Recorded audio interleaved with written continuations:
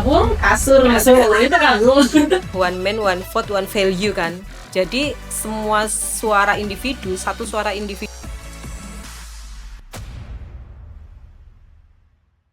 Hai sedulur pemilih, ketemu lagi bersama saya Nisa di ini podcastnya KPU Kabupaten Wonogiri.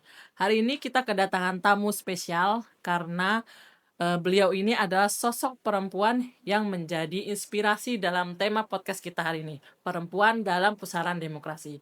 Beliau adalah anggota KPU Provinsi Jawa Tengah Divisi Sosdiklih Parmas, dan kita sambut dengan meriah Ibu Akmalia SPDI MPD. Bagaimana kabarnya hari ini? Sehat, alhamdulillah. Perjalanan lancar? Lancar, ke sini? lancar. Alhamdulillah. Meskipun BBM naik. Ya benar. Meskipun semua efisiensi tetap lancar gitu. Ini kesibukannya apa ini, Ibu sebagai anggota divisi Sosparmas di KPU Provinsi Jawa Tengah? Ya, kesibukannya sekarang ini ya selain sebagai ibu rumah tangga yang baik dan benar gitu ya. Ya, saya sebagai anggota KPU juga, KPU Provinsi Jawa Tengah, Divisi Sosialisasi Pendidikan Pemilih dan Partisipasi Masyarakat. Tentu kesibukan sekarang ini ya kita menyesuaikan dengan kebijakan KPU RI, yaitu pemberian sosdiklih begitu ya, atau mengedukasi masyarakat dalam rangkaian kegiatan diklih. Di kebijakan KPU RI itu nanti ada beberapa segmen ya yang menjadi sasaran pendidikan pemilih. Ada segmen pemilih pemula, kemudian segmen pemilih rentan, dan pemilih marginal. Nah, itu yang sedang kita kerjakan, meskipun kegiatan-kegiatan kita sekarang ini ya memang menggunakan metode yang masih paling efektif efisien ya, masih menggunakan metode daring. Misalnya kita ada forecast namanya. Forecastnya kita juga terbagi di beberapa beberapa series ya. Kita ada namanya Amazing Kapko. Itu kalau kita podcastnya itu menghadirkan narasumber dari teman-teman kabupaten kota. Kemudian kita juga ada podcast untuk Women Series. Nah, ini kan sejalan dengan kebijakan KPU RI yang menyasar pendidikan pemilihnya itu adalah tadi segmen pemilih rentan. Nah, pemilih perempuan itu kan diantaranya adalah pemilih masuk ke kategori pemilih rentan ya, bersama pemilih disabilitas. Maka kita juga ada tadi podcast Women Series. Itu kita nanti menampilkan perempuan-perempuan yang menginspirasi di kancah politik atau demokrasi kita di Jawa Tengah gitu. Nah, itu diantaranya kita kerjakan, termasuk dengan pemilih pemula juga kita bekerjasama dengan beberapa universitas ya di Jawa Tengah untuk melakukan pendidikan pemilih. Termasuk di KPU Provinsi Jawa Tengah sendiri juga banyak sekali anak-anak atau mahasiswa yang magang ya, yang itu juga kita berikan pendidikan pemilih kepada mahasiswa-mahasiswa itu sebagai pemilih pemula. Kemudian tentu kegiatan-kegiatan lain ya yang masih berbau-bau diklih itulah ya, pendidikan pemilih. Kemudian selain itu kita juga masih tetap terus berusaha untuk meningkatkan kualitas ke-PPID kita. Karena di humas kita ada PPID ya. Jadi kewajiban untuk menyampaikan informasi kepada publik itu juga kita selalu tingkatkan. Di KPU Jawa Tengah itu setiap kegiatan atau informasi-informasi itu kita sampaikan kepada masyarakat itu daily. Jadi setiap hari apa sih yang kita kerjakan? Nah, jadi kita ada namanya program daily diary. Jadi setiap hari kita itu memberikan informasi kepada masyarakat. Ini juga sebagai perwujudan hak konstitusional masyarakat ya, begitu ya, untuk tahu informasi tentang kita. Dan ini juga perwujudan akuntabilitas KPU kira-kira begitulah kepada masyarakat. Berarti setelah pemilu pun juga masih banyak agenda-agenda yang dilakukan oleh KPU. Ternyata karena dulu kita kan mikirnya habis pemilu bisa santai Ya, begitu ya kita. benar. Ternyata nggak bisa, tetap sama Iya, aja. malah Ya. ya itu yang lebih penting itu pendidikan pemilihnya itu ya. Iya, Ada karena kalau sosialisasi itu kan sifatnya memberikan informasi Iya, gitu ya benar. tentang tahapan ya. Betul. Tetapi kalau pendidikan pemilih itu kan proses jangka panjang. Iya, benar. Jadi dimulai dari pendidikan dini, Iya. kemudian tadi kepada pemilih pemula, pemilih muda dan lain sebagainya. Itu justru proses jangka panjang. Ada atau tidak ada tahapan, pendidikan harus selalu hadir. Iya, betul.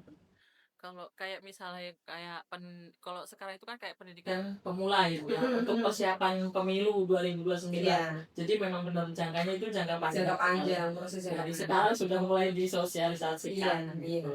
Karena pendidikan kan mendidik gitu kan, Iya. proses jangka panjang. Iya. Terus kalau untuk sosialisasi perempuan Bu, yang di daerah pelosok atau mungkin minim fasilitas sarana prasarana itu kira-kira ada kendala nggak Bu? Oh, daerah 3T gitu ya. Iya, daerah Ada 3T. daerah apa namanya? Terdepan, Terdepan, tinggal, tinggal, kemudian sama terluar. terluar ya. Ya, jadi kita dalam dari perspektif kita sebagai penyelenggara pemilu gitu ya, sosialisasi kepada kelompok perempuan tadi ya sebagai masuk dalam kategori pemilih rentan tadi, terutama di wilayah 3T itu sebenarnya kita itu bukan saja sekedar soal menyampaikan informasi, tetapi kita juga menyentuh dimensi-dimensi sosial. Maka tantangannya itu juga menurut saya agak berlapis ya, multi layer gitu ya tantangannya. Karena kita tadi nggak hanya menyentuh dimensi sosial, kita juga menyentuh tidak hanya menyentuh apa namanya memberikan sosialisasi, tetapi kita juga menyentuh dimensi sosial, budaya dan struktural gitu ya. Jadi tantangannya tadi ada berlapis. Misalnya yang pertama, tantangan dari segi geografis saja.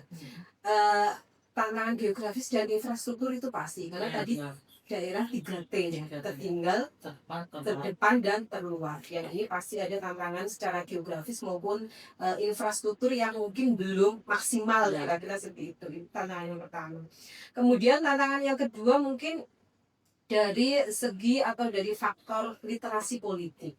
Jadi di daerah 3T itu mungkin faktor literasi politik masih minim karena akses pendidikan itu juga masih agak kurang mungkin ya. Kemudian dia juga mungkin belum terbiasa dengan hal-hal teknis kepemiluan karena kita selalu gak jauh-jauh nih materinya tentang pemilu, demokrasi dan lain sebagainya. Itu. Kemudian tantangan yang ketiga mungkin masih adanya pengaruh faktor apa ya budaya patriarkal gitu ya. Jadi bagaimana keputusan politik itu masih didominasi oleh laki-laki. Jadi kita sebagai perempuan kadang-kadang ya apalagi di daerah 3T tadi perempuan masih ngikut aja deh apa yang diputuskan oleh kepala keluarga dalam hal ini laki-laki. Karena kadang masih berpikir bahwa partisipasi politik itu masih ranahnya laki-laki. Iya, benar. Kadang-kadang perempuan berpikir bahwa perempuan tuh ranahnya ranah domestik.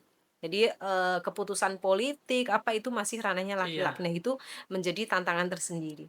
Kemudian tantangan yang selanjutnya mungkin berkaitan dengan waktu ya kali ya. Karena bagaimanapun yang namanya perempuan, apalagi ibu rumah tangga, itu pasti menyisihkan waktu untuk hadir ke kegiatan diklik atau sosialisasi itu juga Susah. agak susah karena ada tadi kita punya beban apa namanya pekerjaan-pekerjaan domestik, kita punya beban ya bukan beban mungkin ya karena tanggung jawab itu kemudian menjadi di luar kepala kita udah automatically gitu ya, auto begitu ya itu kayak menjadi tanggung jawabnya perempuan. Bagaimana kita harus membereskan urusan-urusan perihal anak, kemudian pekerjaan-pekerjaan rumah tangga, belum lagi apabila ada beban-beban ekonomi, misalnya harus bekerja juga. Jadi double-double bebannya. Nah, ini menjadi apa ya? Jadi tantangan tersendiri yaitu tadi keterbatasan waktu mungkin ya.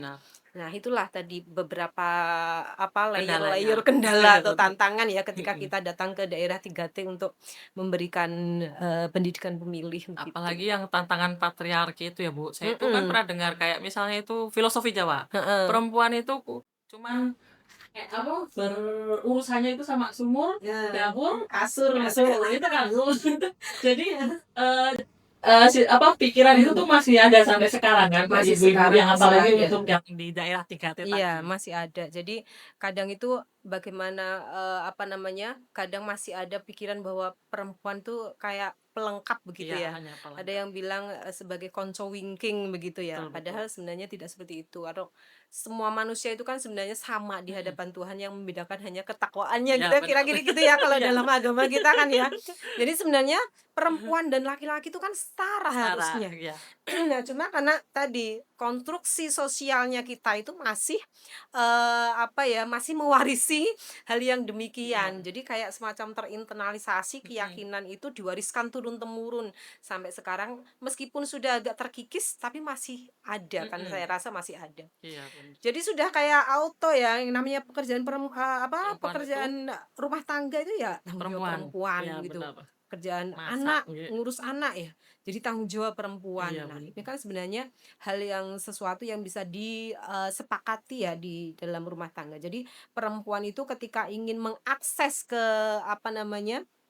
kegiatan-kegiatan politik, kegiatan-kegiatan publik, itu jadi bisa total, kira-kira begitu. Karena punya hak juga kan, Iya, benar. nggak hanya haknya laki-laki saja, tapi kita punya hak tanpa dibedakan dari segi gender Gender, misalnya, iya. tanpa diskriminasi. Iya, iya. Kalau dari partisipasi pemilih perempuan kemarin kan kayaknya meningkat ya, Bu, ya, untuk pemilu terakhir itu. Berarti itu apa benar banyak perempuan yang berminat datang ke TPS daripada laki-laki gitu, Bu? Ya, kalau secara umum ketika kita melihat tren partisipasi pemilih yang datang ke TPS begitu ya, Iya. atau VTO ya, voters Gitu. turnout, itu memang perempuan itu cenderung lebih besar partisipasi aktif ke TPS-nya daripada laki-laki. Dan ini tren ini tuh konsisten di beberapa provinsi. Oh, gitu. Itu memang perempuan lebih besar partisipasinya daripada laki-laki. Meskipun di struktur awal di DPT kita memang perempuan lebih Lebih banyak. banyak, tapi sedikit selisihnya Oh, dengan laki-laki. Itu di struktur DPT. Tapi kan jadi konsisten nih di struktur DPT lebih banyak dikit, di tren partisipasi juga lebih banyak perempuannya, konsisten kan.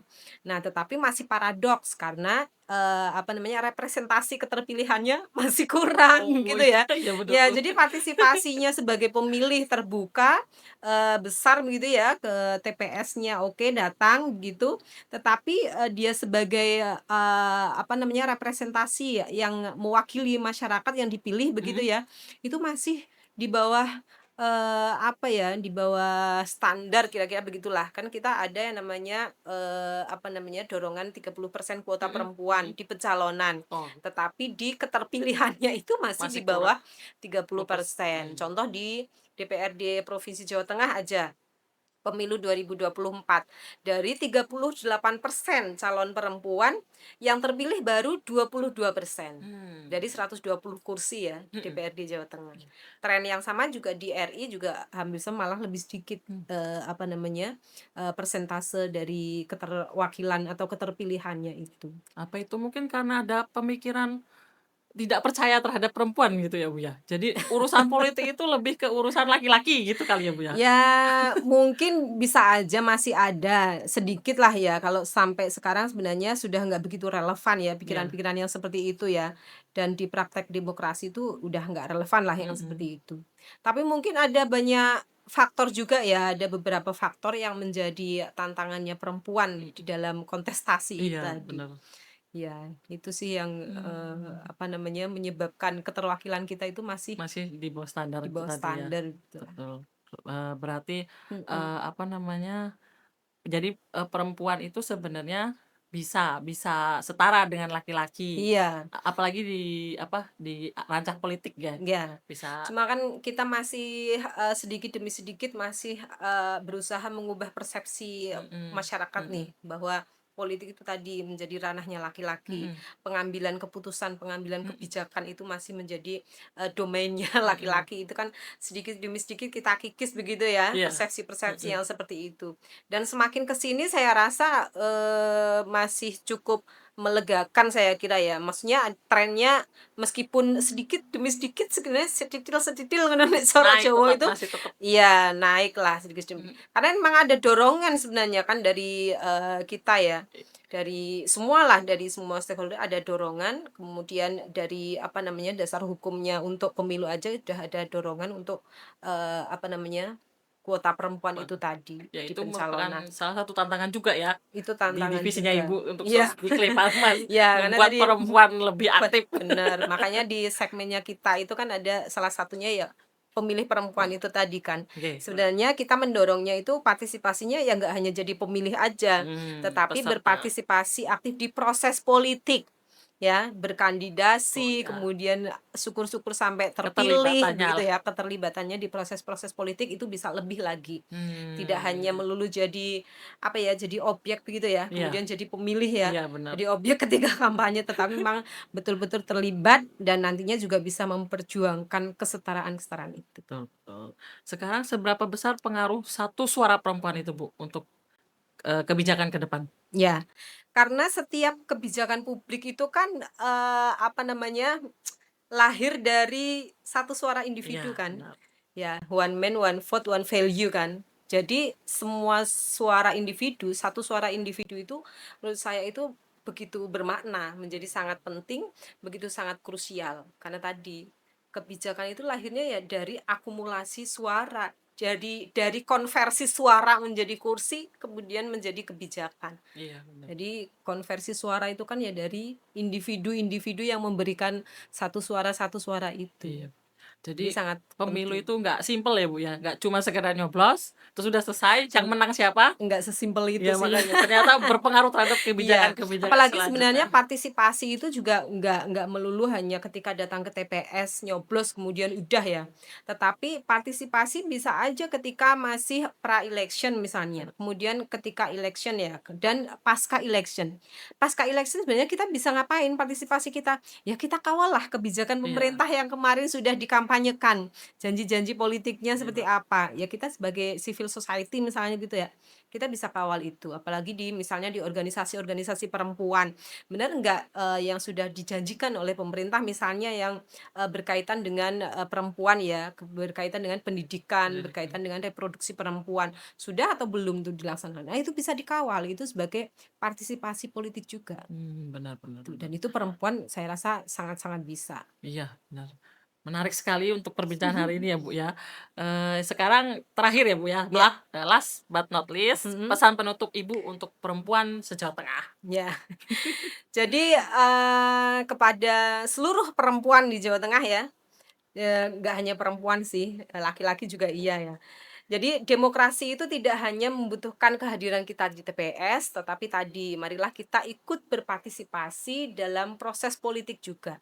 Karena penentu kebijakan kita itu lahir dari konversi suara kita yang itu sangat krusial, maka mari kita juga ikut dalam proses politik yang akan datang. Dimulai dari sekarang ya, jadi pra-election, kemudian election dan pasca election kita bisa berpartisipasi tidak hanya sebagai pemilih saja, tetapi kita juga sebagai pengambil kebijakan nantinya yang akan dipilih oleh masyarakat. Wah, menarik sekali perbincangan kita hari ini. Terima kasih Ibu. Sama-sama. Banyak manfaat yang bisa saya dapat juga dan teman-teman semua yang Amin. dapat. Semoga bermanfaat untuk kita semua. Semoga. Sedulur pemilih, perjuangan perempuan dalam demokrasi tidak hanya soal jumlah, tetapi juga tentang kapasitas dan pengaruh dalam menghasilkan kebijakan yang lebih adil. Ingat, perempuan bukan sekedar penonton dalam demokrasi. Perempuan adalah penggeraknya. Saya pamit undur diri. Sampai jumpa di episode berikutnya.